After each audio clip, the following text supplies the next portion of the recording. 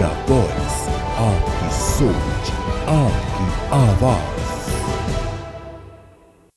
नमस्कार, आप देख रहे हैं इंडिया वॉइस और मैं हूं आपके साथ चारुल कौशिक। चलिए करते हैं बुलेटिन की शुरुआत। पश्चिम बंगाल के पहले फेज के मतदान ने इतिहास लिख दिया है। बंगाल में आजादी के बाद इस बार सबसे ज्यादा प्रतिशत में मतदान हुआ है। पश्चिम बंगाल की 294 सीटों में से 152 सीटों पर पहले फेज में 52% मतदान हुआ। सीएम ममता ने वोटिंग के बाद कहा कि बंगाल की जनता ने एसआईआर के खिलाफ बम्पर वोटिंग की है, जबकि गृह मंत्री अमित शाह ने कहा कि टीएमसी का सूरज ढल चुका है। बंगाल में बम्पर मतदान के बाद राजनीतिक प्रतिक्रियाएं भी आ रही हैं। सुनिए बीजेपी, टीएमसी और दलों के नेता क्या कुछ कह रहे हैं। पश्चिम बंगाल में पहले फेज के मतदान ने इतिहास रच दिया है। बंगाल में आजादी के बाद इस बार सबसे ज्यादा मतदान हुआ है। पश्चिम बंगाल की 294 सीटों में से 152 सीटों पर पहले फेज में 92.10% मतदान हुआ है। चुनाव आयोग के आंकड़े शाम 8 बजे तक के हैं और इनमें बदलाव हो सकता है। ममता बनर्जी ने वोटिंग के बाद कहा कि बंगाल की जनता ने एसआईआर के खिलाफ बम्पर वोटिंग की है, जबकि गृह मंत्री अमित शाह ने कहा कि टीएमसी का सूरज ढल चुका है। बंगाल में बम्पर मतदान के बाद राजनीतिक प्रतिक्रियाएं भी आ रही हैं। सुनिए बीजेपी, टीएमसी और अन्य दलों के नेता क्या कुछ कह रहे हैं। देखिए, पंजाब में बंगाल के अंदर जो मतदान हुआ है वो बदलाव का मतदान हुआ है। अब एमराज गया, अब रामराज आएगा। और मुझे लगता है कि सभी लोग, सभी मतदाता पूरे जुनून और जज्बे के साथ अपने मताधिकार का इस्तेमाल करें और निष्पक्ष और भयमुक्त माहौल में चुनाव हो सके, इसके लिए चुनाव आयोग ने जो व्यवस्था की है उसको जो है वो पूरी मुस्तैदी के साथ उसका पालन होना चाहिए। পার্সেন্টেজ অফ ভোট বাড়ছে, 2 সিট আগের থেকে বেশি বাড়ছে। গতবার যে ব্যাখ্যাটা ছিল এই 152টা ইস্যুর যে সিটের যে ব্রেকআপ ছিল, এবারে তাতে বিজেপির গতবারের যেটা আসন কমছে, তৃণমূলের গতবারের যেটা আসনটা বাড়ছে এবং একাধিক সিটে ব্যবধানটাও বাড়ছে। পাশাপাশি जितना ज़्यादा वोट परसेंटेज होगी वो सत्ताधारी दल के लिए विपज्जनक होगी और विपक्ष को दल के लिए ये आसानी से रिजल्ट आएगी। मेरा लग रहा है मेरा मुर्शिदाबाद में 10 सीट तो मैं जीत हासिल करोगी। मेरा दोनों सीट ही आराम से 70 से 80 हज़ार मार्जिन रख के जीतूंगी। ये आंकड़े इतने बड़े हैं कि खुद मुख्य चुनाव आयुक्त ज्ञानेश कुमार ने कहा कि आजादी के बाद से अब तक इतनी ज्यादा वोटिंग कभी नहीं हुई है। इस दिन को लोकतंत्र का सुपर गुरुवार कहा जा रहा है। विधानसभा चुनाव के नतीजे 4 मई को आएंगे। हालांकि वोट प्रतिशत बढ़ना सरकार बदलने की ओर इशारा करता है, लेकिन वोट किस करवट बैठेगा ये 4 मई को ही पता चलेगा। प्रधानमंत्री नरेंद्र मोदी ने हावड़ा शहर में भाजपा के प्रत्याशियों के लिए एक भव्य रोड शो किया। सड़क किनारे खड़े हजारों उत्साहित लोगों का पीएम मोदी ने हाथ हिलाकर अभिवादन किया। इस दौरान भारत माता की जय, जय श्री राम और बीजेपी के पश्चिम बंगाल चुनाव के नारे, पलटानो दरकार, ताई भाजपा सरकार के नारे गूंजे। ढोल की थाप के बीच कई बीजेपी समर्थक प्रधानमंत्री का मुखौटा पहने नजर आए। प्रधानमंत्री नरेंद्र मोदी ने गुरुवार को हावड़ा शहर में बीजेपी के प्रत्याशियों के लिए एक भव्य रोड शो किया। सड़क किनारे खड़े हजारों उत्साहित लोगों का पीएम मोदी ने हाथ हिलाकर अभिवादन किया। इस दौरान भारत माता की जय, जय श्री राम और बीजेपी के पश्चिम बंगाल चुनाव के नारे, पलटानो दरकार, ताई भाजपा सरकार के नारे गूंजे। ढोल की थाप के बीच कई बीजेपी समर्थक प्रधानमंत्री का मुखौटा पहने नजर आए। इस भव्य रोड शो से पहले पीएम मोदी ने पश्चिम बंगाल के मथुरापुर में चुनावी रैली को संबोधित किया। पीएम ने ममता के 15 साल और केंद्र सरकार के 11 सालों से तुलना करते हुए राज्य सरकार पर निशाना साधा। इन भाइयों बहनों, 15 साल में टीएमसी ने बंगाल को क्या दिया? केवल झूठे वादे और धोखा।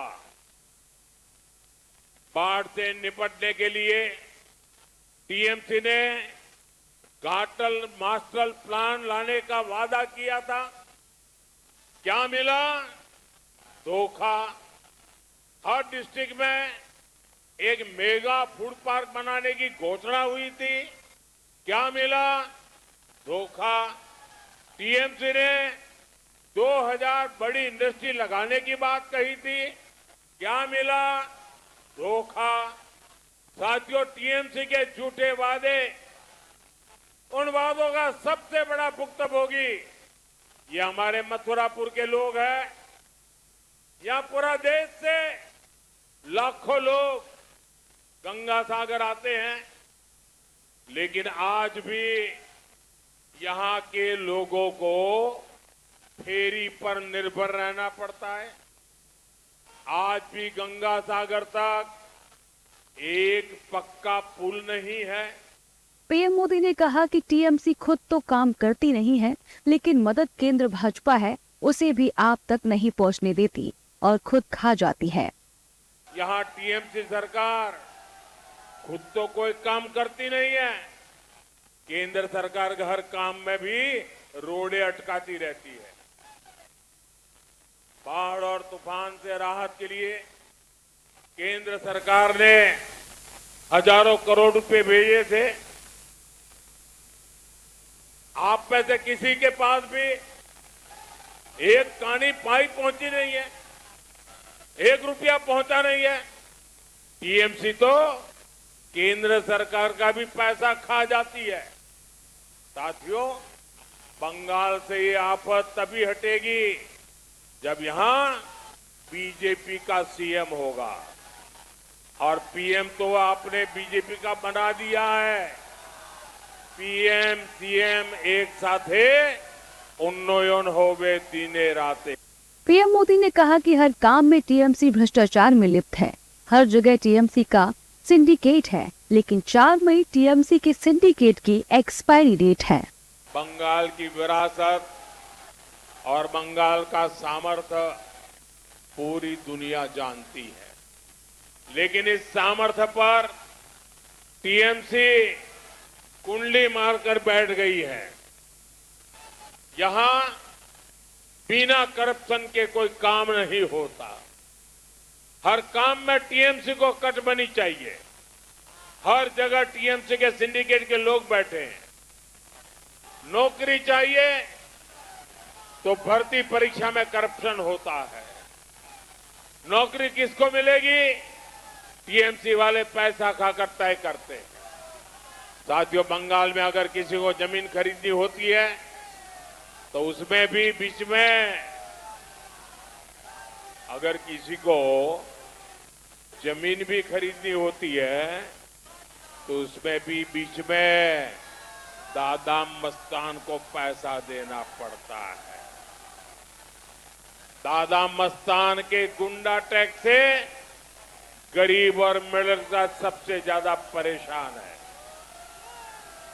घर बनाने में भी सिंडिकेट की मंजूरी लगती है। दोस्तों, अब आगे जगह नहीं है। आप जहां हैं वहीं रुकिए। आपका ये प्यार, आपके आशीर्वाद ये मेरी बहुत बड़ी पूंजी है। आप आगे जगह नहीं है, कहां जाओगे? प्लीज जहां है वहां से मुझे सुनिए। आपका प्यार, आपके आशीर्वाद ये मेरे सर आंखों पर है। पीएम मोदी ने पश्चिम बंगाल चुनाव में पूरा जोर लगा दिया है। गुरुवार को एक तरफ मतदान हो रहा था, दूसरी तरफ पीएम मोदी दूसरे चरण के प्रत्याशियों के लिए चुनावी सभाएं और रैलियां कर रहे थे। पीएम मोदी ने अपने रोड शो से पहले हावड़ा स्थित रामकृष्ण मठ और रामकृष्ण मिशन के मुख्यालय बेलूर मठ का भी दौरा किया। इस आध्यात्मिक संस्था की स्थापना स्वामी विवेकानंद ने की थी, जो श्री रामकृष्ण परमहंस के शिष्य थे। खबरों पर चर्चा यूं ही जारी रहेगी। मिलते हैं एक छोटे से ब्रेक के बाद। ब्रेक के बाद एक बार फिर से आप सभी का स्वागत है। चलिए बढ़ते हैं अगली खबर की ओर। यूपी बोर्ड 2026 के नतीजे जारी होते ही करीब 53 लाख छात्रों का इंतजार खत्म हो गया। प्रयागराज मुख्यालय से सचिन भगवती सिंह ने हाई स्कूल और इंटरमीडिएट के रिजल्ट घोषित किए। इस बार सीतापुर की बेटियों ने शानदार प्रदर्शन कर सबका ध्यान खींचा। लड़कियों का पास प्रतिशत लड़कों से बेहतर रहा, जिससे प्रदेश में खुशी का माहौल है। बोर्ड के अनुसार कुल पास प्रतिशत में भी सुधार देखने को मिला है। टॉपर्स की सूची में भी छात्राओं का दबदबा रहा। शिक्षा विभाग ने सफल छात्रों को बधाई दी और उनके उज्जवल भविष्य की कामना की।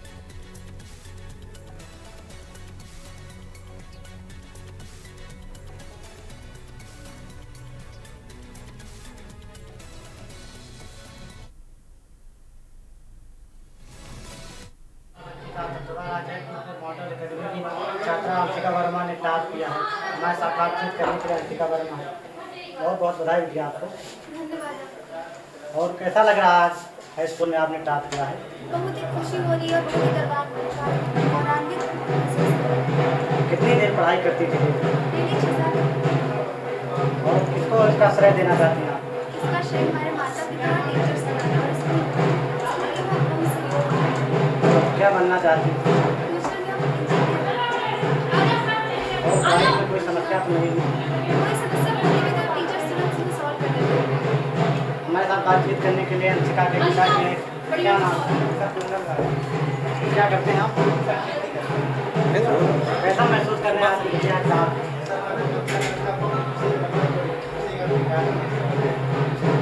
और क्या बनाना चाह रहे हैं बिटिया को? सर इसका सुनना है कि मैथ भी बहुत अच्छी तो इंजीनियर सुना है, तो हमें कोई दिक्कत नहीं पड़े। पहले सोचता था कि डॉक्टर बहुत अच्छी लगती है तो हमारे बातचीत करने के लिए अंशिका के पिता बाराबंकी से इंडिया वॉइस। दिल्ली की अमर कॉलोनी में 21 साल की लड़की की हत्या से सब सन्न है। दरअसल दिल्ली में आईआरएस अधिकारी की बेटी की हत्या के मामले में दिल्ली पुलिस ने एक आरोपी को गिरफ्तार किया है। साथ ही साकेत कोर्ट में पुलिस यूपी बोर्ड 2026 के नतीजे जारी होते ही करीब 53 लाख छात्रों का इंतजार खत्म हो गया है। प्रयागराज मुख्यालय से सचिव भगवती सिंह ने हाई स्कूल और इंटरमीडिएट के रिजल्ट घोषित किए। इस बार सीतापुर की बेटियों ने शानदार प्रदर्शन कर सबका ध्यान खींचा। लड़कियों का पास प्रतिशत लड़कों से बेहतर रहा, जिससे प्रदेश में खुशी का माहौल है। बोर्ड के अनुसार कुल पास प्रतिशत में भी सुधार देखने को मिला है।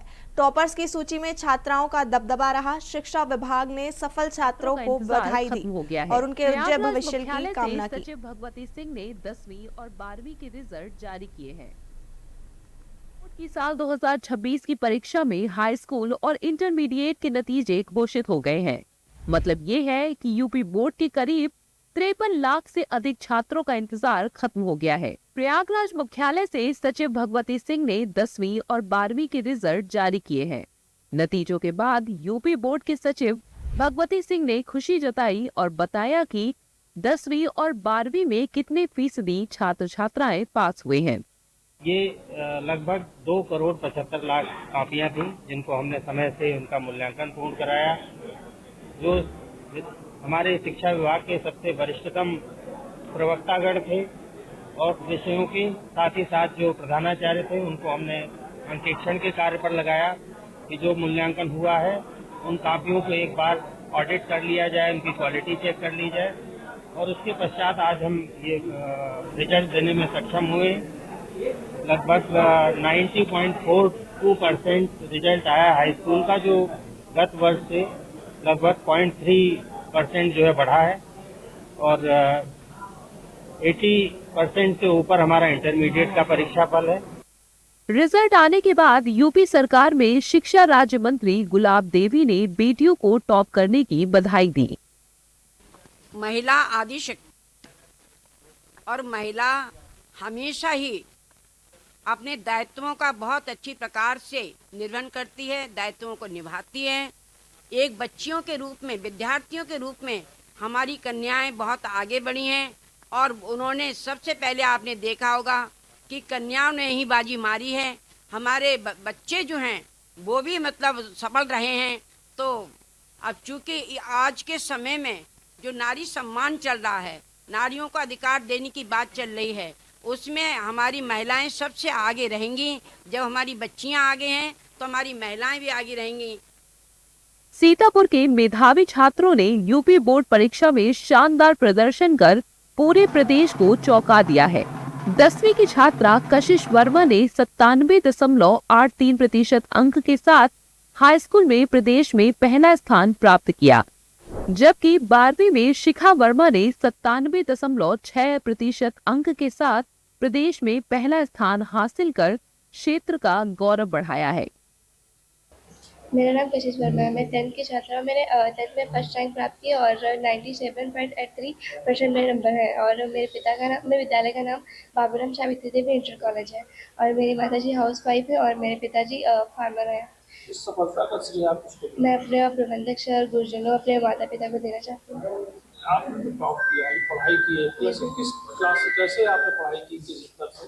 जो स्कूल में पढ़ाया जाता था उसमें मन से पढ़ती थी, नोट्स बनाती थी, घर पे आती थी, उसका रिवीजन करती थी। तो मैं सभी को बहुत बहुत धन्यवाद करना चाहती हूँ। सबने हमें बहुत ज़्यादा सपोर्ट किया है, हमारे टीचर्स ने, प्रबंधक सर ने और मेरे पेरेंट्स ने, सबने बहुत ज़्यादा योगदान दिया। सफलता का श्रेय किसको? सर, अपने पेरेंट्स को और स्कूल के सभी टीचर्स को, प्रबंधक सर को, सबको। अपने रूटीन की पढ़ाई कैसे? सर, हम 4 बजे कॉलेज से आते थे, फिर उसके बाद 2 घंटे के लिए रेस्ट करते थे, फिर उसके बाद 6 बजे से 11 बजे तक पढ़ते थे। परीक्षा के नतीजे आने के बाद छात्र छात्राएं खुश दिखे। नोएडा में नतीजे आने के बाद छात्राओं ने अपनी टीचर्स को मिठाइयां खिलाई और हमें बताया कि वो भविष्य में क्या बनना चाहती हैं।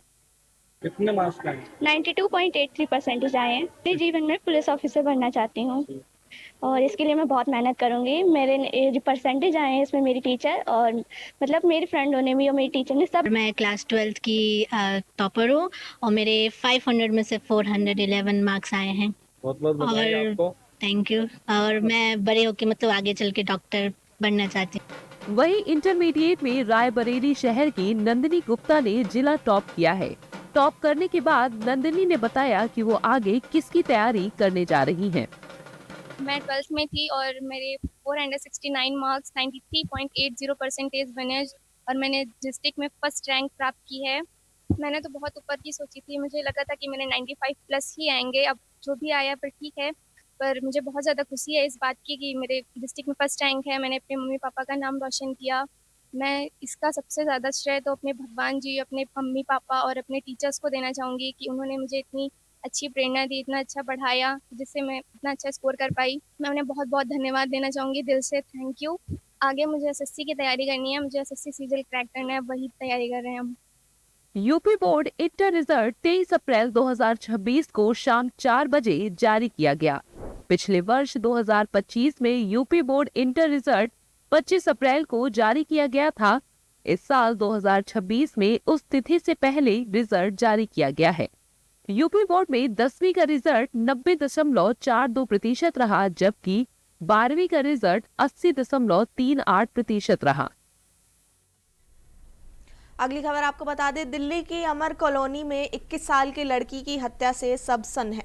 दरअसल दिल्ली में IARS अधिकारी की बेटी की हत्या के मामले में दिल्ली पुलिस ने एक आरोपी को गिरफ्तार किया है।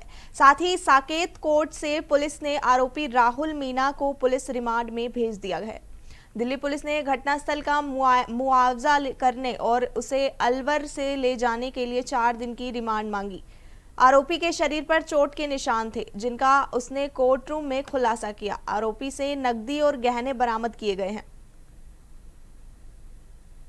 अमर कॉलोनी में 21 साल की लड़की की हत्या से सब सन है। दरअसल दिल्ली में IRS अधिकारी की बेटी की हत्या के मामले में दिल्ली पुलिस ने एक आरोपी को गिरफ्तार किया है। साथ ही साकेत कोर्ट से पुलिस ने आरोपी नौकर राहुल मीणा को 4 दिनों की पुलिस रिमांड में भेज दिया है। दिल्ली पुलिस ने घटना स्थल का मुआयना करने और उसे अलवर ले जाने के लिए 4 दिनों की रिमांड मांगी थी। आरोपी के शरीर पर चोट के निशान थे, जिनका उसने कोर्ट रूम में खुलासा किया। आरोपी से नकदी और गहने बरामद किए गए हैं। सुनिए मामले में दिल्ली पुलिस क्या कुछ कह रही है।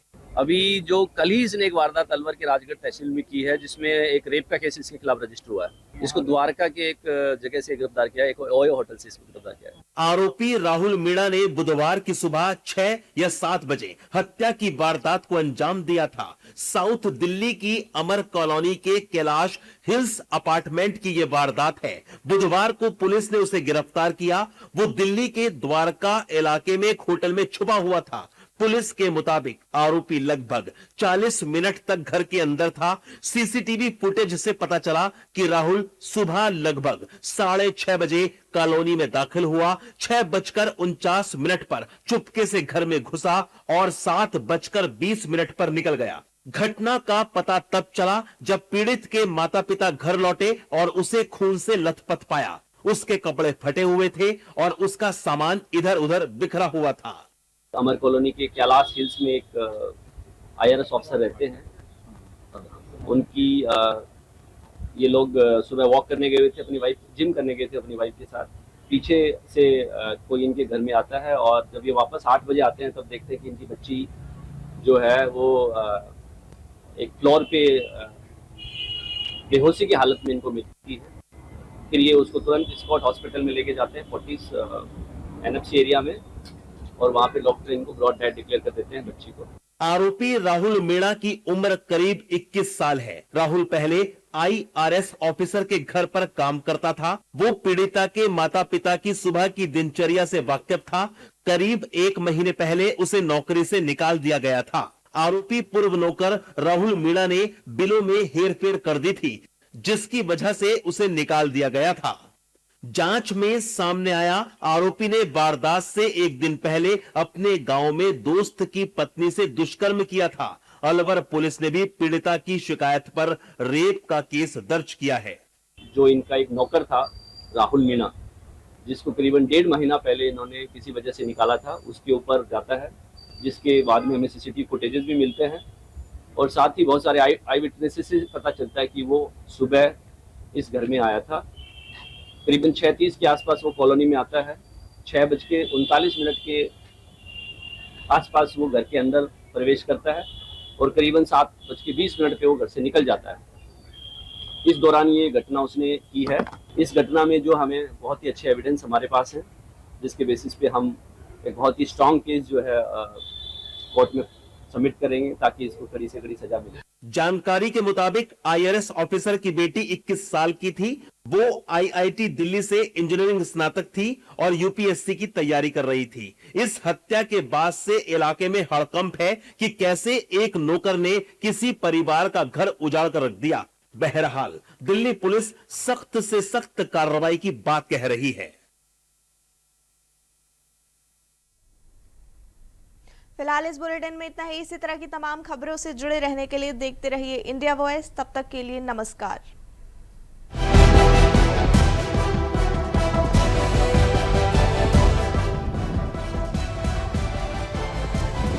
इंडिया वॉइस, आपकी सोच, आपकी आवाज।